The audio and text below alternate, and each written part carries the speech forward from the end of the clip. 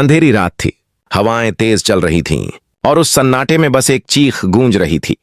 मां!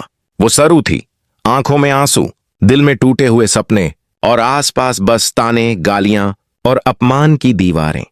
जिस घर को वो अपना मान चुकी थी, वहीं से आज उसे धक्के मारकर निकाला जा रहा था। कोई हाथ उसे रोकने नहीं बढ़ा, बस नफरत भरी निगाहें उसका पीछा कर रही थीं। दोस्तों, सोचिए, जब एक बेटी को उसके होने का हक छीन लिया जाए तो वो किस हाल में होगी। सरू के साथ भी यही हुआ। उसे अब पता चला था कि वो चंद्रकांत की बेटी नहीं है। यही झूठ अनिका ने सबके सामने फैला दिया। अनिका के चेहरे पर जीत की मुस्कान थी और सरू की दुनिया वहीं बिखर गई। लेकिन असलियत कुछ और थी। सरू को तो पूरा यकीन था कि उसकी दादी, वेद और तारा सब उसके सच से वाकिफ हैं। उसने खुद दादी से कहा था, दादी मैंने सच बोल दिया, और दादी ने भी सिर हिलाकर कहा था, हमने सबको बता दिया है। बस इसी भरोसे पर सरू जीती रही। उसे लगा अब कोई उसे उसके नाम, उसकी पहचान से नहीं, उसके दिल से स्वीकार करेगा। मगर सच्चाई जब सामने आई तो सारा घर मानो उसके खिलाफ हो गया। तारा, जिसने अब तक अपने चेहरे पर मुस्कान का नकाब पहना हुआ था, अचानक आग उगलने लगी। उसने सबके सामने सरू की बेइज्जती की, उसे धक्के मारकर दरवाजे तक पहुंचाया। तेरी हिम्मत कैसे हुई इस घर में पैर रखने की? तारा चिल्लाई। सरू की आंखों में बस एक सवाल था, क्या यही रिश्ता था? क्या यही परिवार था? दोस्तों बताइए, क्या एक लड़की का कसूर सिर्फ इतना था कि उसे सच बताया गया? क्या उसे बस इसलिए अपमान झेलना चाहिए क्योंकि वो सच्चाई की बेटी है, झूठ की नहीं? वहीं अनिका पीछे खड़ी हंस रही थी। उसकी चाल काम कर गई थी। उसने सोचा अब सरू और वेद के बीच सब खत्म।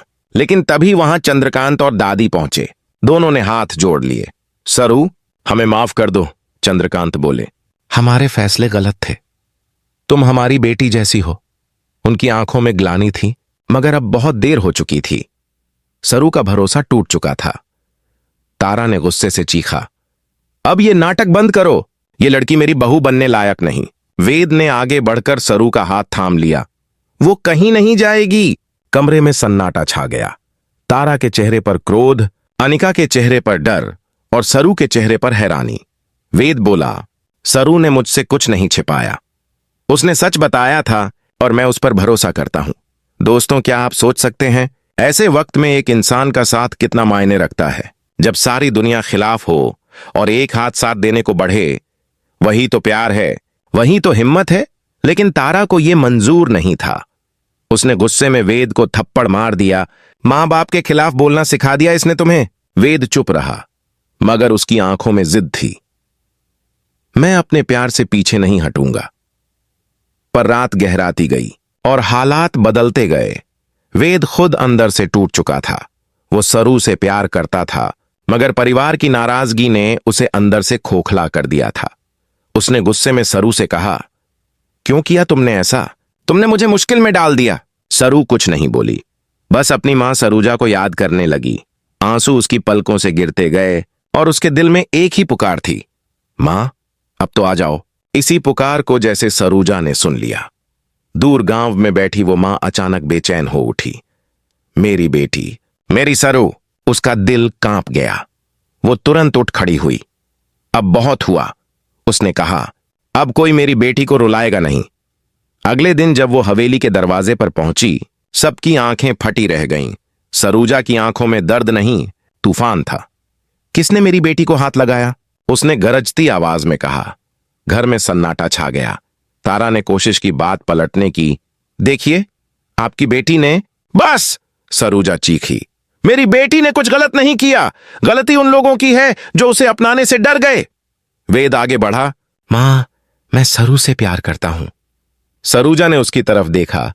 तो फिर खड़े रहो उसके साथ हर हाल में। दोस्तों, क्या यही वक्त नहीं जब एक मां को अपनी बेटी के लिए खड़ा होना चाहिए? क्या एक मां का प्यार किसी झूठे रिश्ते से कमजोर हो सकता है? अब सच सामने था। चंद्रकांत की असली बेटी सरू ही थी। वो कागजों में नहीं, खून में लिखी सच्चाई थी। लेकिन सत्ता, झूठ और दिखावे के इस खेल ने सब उलट पुलट कर दिया था। सरू ने अपनी मां की तरफ देखा।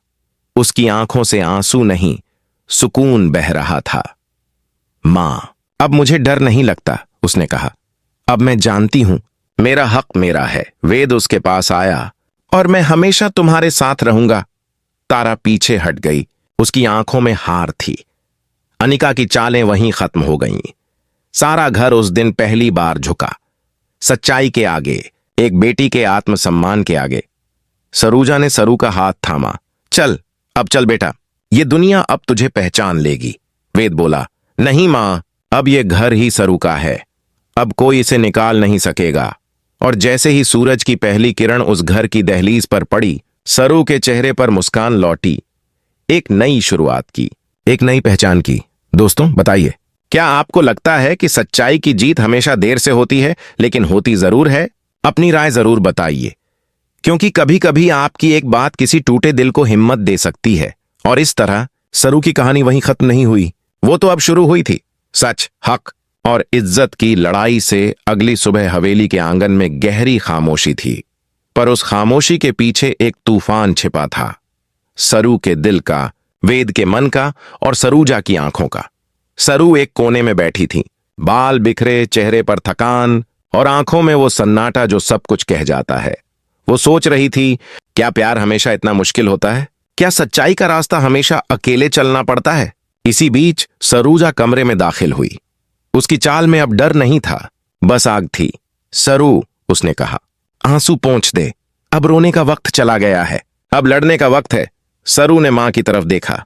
मां, सब कहते हैं मैं इस घर की नहीं हूं, पर मैं तो बस सच चाहती थी। सरूजा ने उसका चेहरा अपने हाथों में लिया। बेटा, जब दुनिया सच से डरती है तो झूठ को अपनी ढाल बना लेती है, लेकिन तू वो ढाल तोड़ दे। उसी वक्त तारा अंदर आई, आंखों में अब भी वही घमंड। ओह, तो अब मां बेटी मिलकर ड्रामा करने आई हैं? सरूजा ने उसे घूरते हुए कहा। ड्रामा नहीं, हक मांगने आई हूं। तारा हंसी। हक? इस घर पर? तुम लोगों का यहां कोई हक नहीं, सरूजा ने ठंडे स्वर में कहा।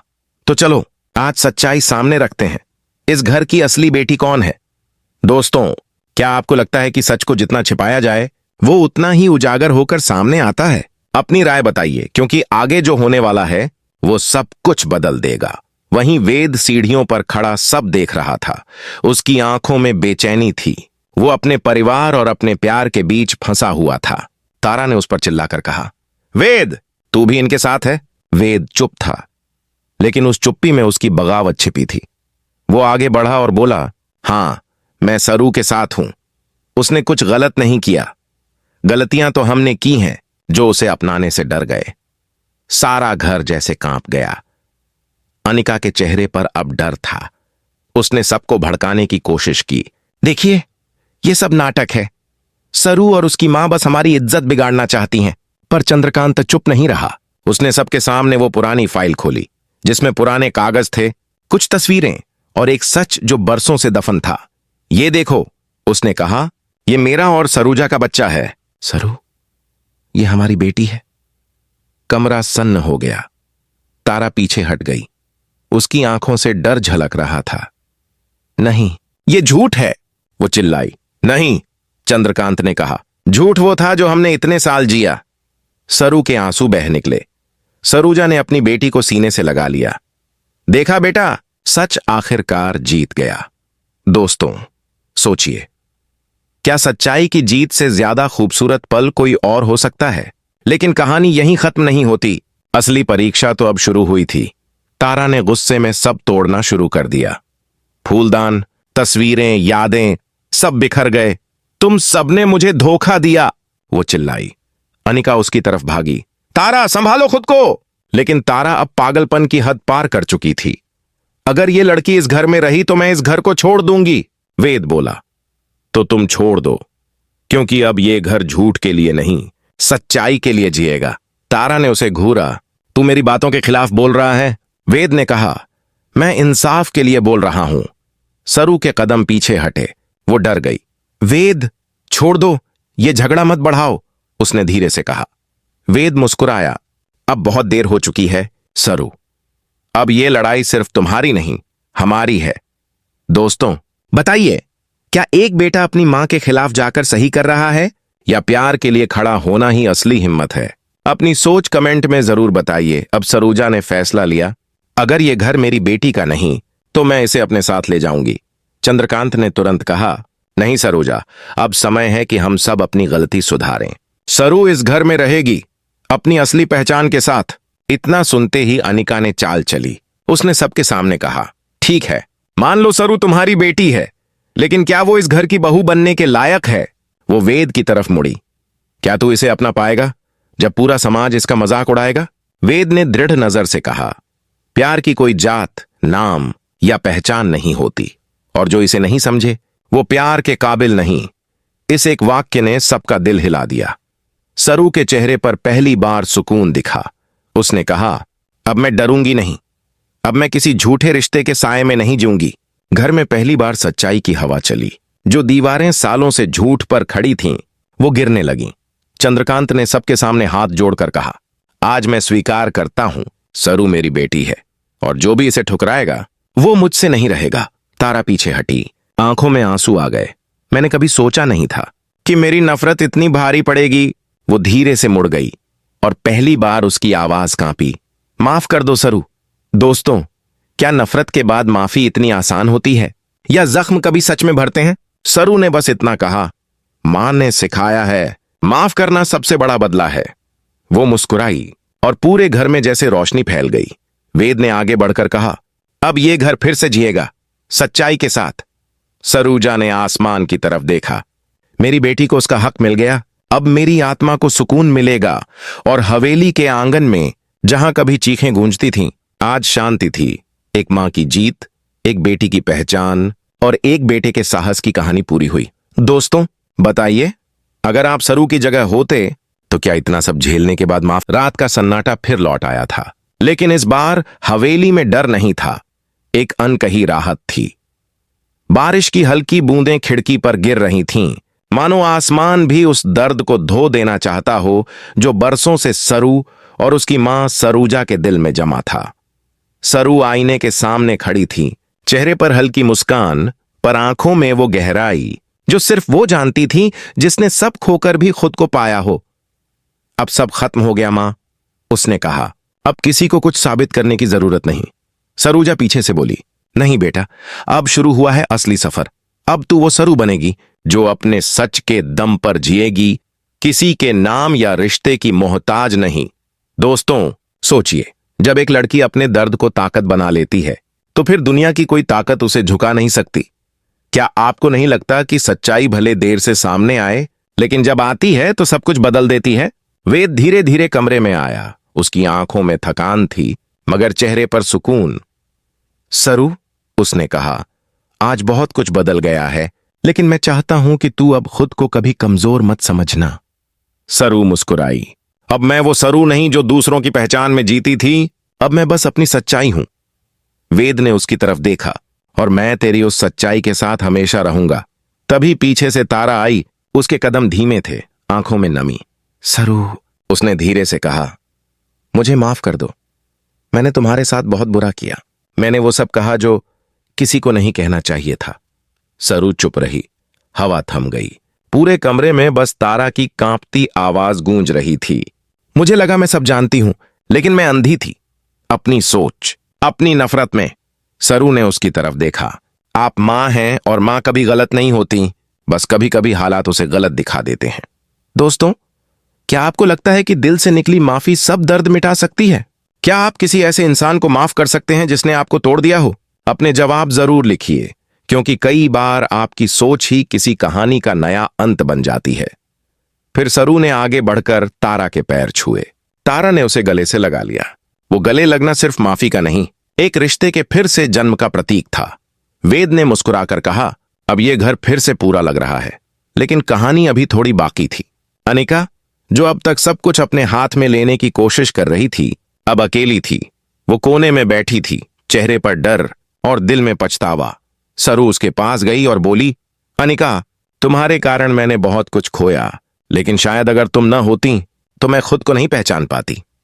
अनिका ने सिर झुका लिया। मुझे माफ कर दो सरू, मैंने जो भी किया वो सिर्फ अपनी जलन में किया। मुझे लगा अगर तुम्हारा सच सामने आया तो मैं बेहतर दिखूंगी, लेकिन मैं खुद ही गिर गई। सरू ने कहा, माफी देना मेरे हाथ में नहीं, लेकिन नफरत छोड़ देना जरूर मेरे बस में है। दोस्तों, कभी सोचा है कि जिंदगी में असली जीत क्या है? दूसरों को हराना नहीं, बल्कि खुद के अंदर की नफरत को जीत लेना। अब हवेली में शांति थी। सरूजा ने घर की चौखट पर दीपक रखा। आज इस घर में पहली बार सच्चाई का उजाला जल रहा है, उसने कहा। चंद्रकांत ने उसकी तरफ देखा। शायद अब मुझे भी शांति मिलेगी। सालों से जो गलती मैंने की, आज उस पर तेरी माफी ने मरहम लगा दिया। वेद ने कहा, अब यह घर सिर्फ नाम का नहीं, आत्मा का घर बनेगा। तारा ने सबको देखा। चलो अब नई शुरुआत करते हैं। उस शाम सब एक साथ बैठे। सरू ने अपनी मां का हाथ पकड़ा। मां, अगर आप ना होती तो मैं टूट जाती। सरूजा ने कहा, बेटी, जब मां का दिल पुकारता है तो कोई दूरी मायने नहीं रखती। वो मुस्कुराई। अब जब तू खुश है तो मेरी सारी तकलीफें मिट गईं। दोस्तों, ये कहानी सिर्फ एक लड़की की नहीं, हर उस इंसान की है जो सच के लिए खड़ा होता है। कभी कभी झूठ की दुनिया में सच बोलना सबसे बड़ी हिम्मत होती है, और सरू ने वही किया। उसने डरकर नहीं, डटकर जिया। रात ढल गई। हवेली की छत पर सरू और वेद खड़े थे, आसमान की तरफ देखते हुए। सितारे चमक रहे थे और हवा में सुकून था। वेद ने कहा, देखो सरू, ये तारे जैसे हैं ना? कुछ देर अंधेरा होता है, फिर वो और ज्यादा चमकते हैं। सरू मुस्कुराई। हां, शायद हम भी ऐसे ही हैं, टूटे मगर फिर चमक उठे। उसने अपनी आंखें बंद कीं और धीरे से कहा, अब डर नहीं लगता वेद, अब मैं अपनी कहानी खुद लिखूंगी। वेद ने उसका हाथ थाम लिया। और मैं हर पन्ने पर साथ रहूंगा। दोस्तों, बताइए, क्या आप भी मानते हैं कि जब इंसान खुद पर भरोसा कर ले तो पूरी दुनिया उसके आगे झुक जाती है? क्या आपको भी लगता है कि हर कहानी का अंत वहीं होता है जहां एक नया सवेरा शुरू होता है? सूरज की पहली किरण हवेली की दीवारों पर पड़ी। सरूजा ने ऊपर देखा, मुस्कुराई और कहा, देखो, मेरी बेटी की जिंदगी में अब नया सवेरा आ गया। सरू ने मां को गले लगाया। उसकी आंखों से खुशी के आंसू बह निकले। वेद ने उनके पास आकर कहा, अब यह घर फिर से घर लग रहा है। और दोस्तों, यूं खत्म हुई एक लंबी लड़ाई, सच की, प्यार की और एक बेटी की पहचान की। वो लड़की जो कल तक टूट रही थी, आज अपनी ताकत बन चुकी थी। वो घर जो झूठ से बिखर गया था, आज सच्चाई से जुड़ गया था। कभी कभी जिंदगी हमें गिराती इसलिए है ताकि हम उठना सीखें। और सरू की कहानी यही कहती है, जो सच के साथ होता है उसकी जीत तय होती है, बस वक्त इंतजार करवाता है। तो दोस्तों, अब बताइए, क्या आपको लगता है कि सच्चाई और प्यार की लड़ाई हमेशा जीतती है, भले ही देर से? अपनी सोच हमें जरूर बताइए, क्योंकि हो सकता है आपकी एक बात किसी सरू को फिर से जीने की हिम्मत दे दे।